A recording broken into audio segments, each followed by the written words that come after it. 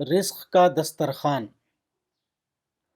کائنات مومن کے لیے رزق روحانی کا دسترخوان ہے، ویسے ہی جیسے جنت اس کے لیے رزق مادی کا دسترخوان ہوگی۔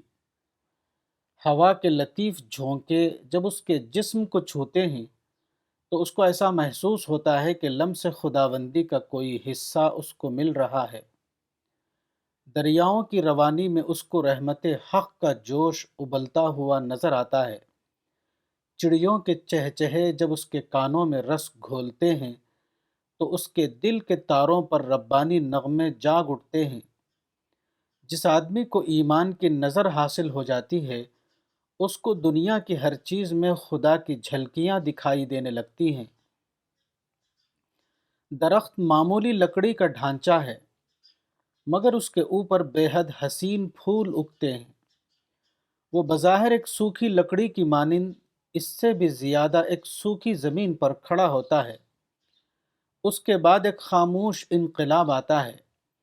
اس کی شاخوں پر نہایت خوبصورت پھول کھل اٹھتے ہیں۔ لکڑی کی شاخیں رنگین پھولوں سے ڈھک جاتی ہیں۔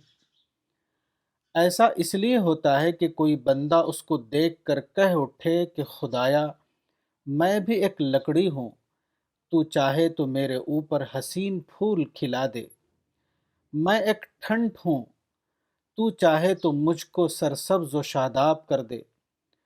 میں ایک بے معنی وجود ہوں، تو چاہے تو میری زندگی کو معنویت سے بھر دے۔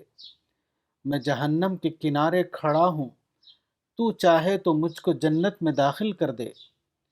میں تجھ سے دور ہوں، تو چاہے تو لپک کر مجھ کو اپنے آغوش میں اٹھا لے۔